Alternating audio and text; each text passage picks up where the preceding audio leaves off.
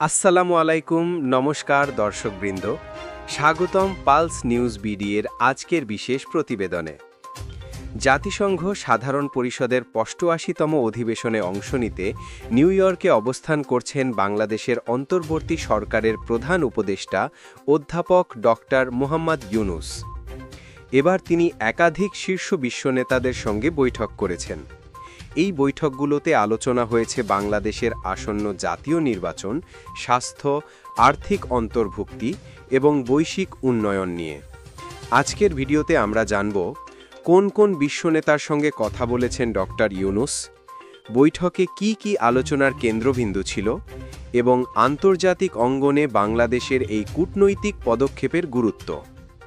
মঙ্গলবার জাতিসংঘ সদর দফতরে অধ্যাপক ইউনূসের প্রথম গুরুত্বপূর্ণ সাক্ষাৎ হয় অস্ট্রেলিয়ার প্রধানমন্ত্রী অ্যান্থনি আলবানিজের সঙ্গে।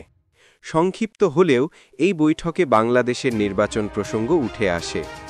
ডক্টর ইউনূস জানান, বাংলাদেশের নির্বাচন হবে স্বচ্ছ, সুষ্ঠু ও গ্রহণযোগ্য।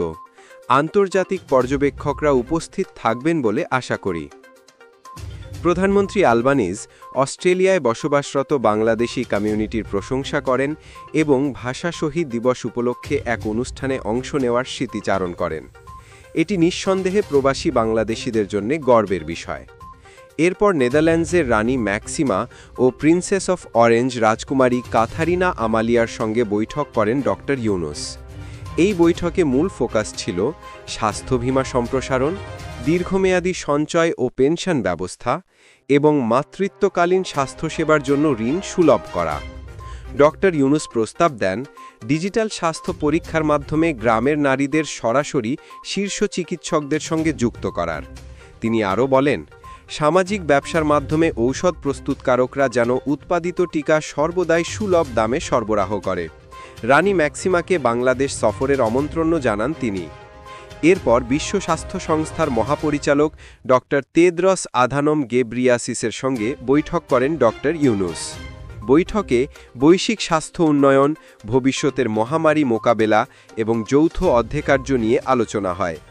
এই বৈঠক বাংলাদেশের স্বাস্থ্য খাতের জন্য একটি ইতিবাচক দিক নির্দেশনা হতে পারে। দিনের শেষ পর্যায়ে অধ্যাপক ইউনূস অংশ নেন ফ্যাশন ফর ডেভেলপমেন্ট এবং সামাজিক উদ্ভাবনে সরকারি বেসরকারি সহযোগিতা বিষয়ক দুইটি গুরুত্বপূর্ণ অনুষ্ঠানে। এখানে তিনি বাংলাদেশের অন্তর্বর্তী সরকারের সংস্কার এবং সামাজিক ব্যবসার মাধ্যমে দারিদ্র্য দূরীকরণ নিয়ে নিজের ভাবনা তুলে ধরেন। দর্শক, এই বৈঠকগুলো শুধু সৌজন্য সাক্ষাৎ নয়, বরং এগুলো বাংলাদেশের জন্য অত্যন্ত কৌশলগত।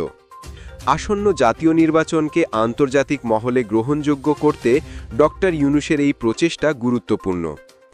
একই সাথে স্বাস্থ্য ও অর্থনৈতিক অন্তর্ভুক্তি নিয়ে বৈশ্বিক নেতাদের সঙ্গে আলোচনা বাংলাদেশের ভবিষ্যৎ উন্নয়ন পরিকল্পনায় নতুন দিগন্ত খুলতে পারে। আপনারা কি মনে করেন, ডক্টর ইউনূসের এসব বৈঠক কি বাংলাদেশের আন্তর্জাতিক ভাবমূর্তি উজ্জ্বল করবে? আগামী নির্বাচনে এই আলোচনা কি ইতিবাচক প্রভাব ফেলতে পারে? আপনার মতামত নিচের কমেন্টে লিখে জানান। এই ধরনের আন্তর্জাতিক খবর ও বিশ্লেষণ পেতে ভিডিওটি লাইক করুন, বন্ধুদের সঙ্গে শেয়ার করুন আর সর্বশেষ আপডেট পেতে পালস নিউজ বিডিকে সাবস্ক্রাইব করতে ভুলবেন না।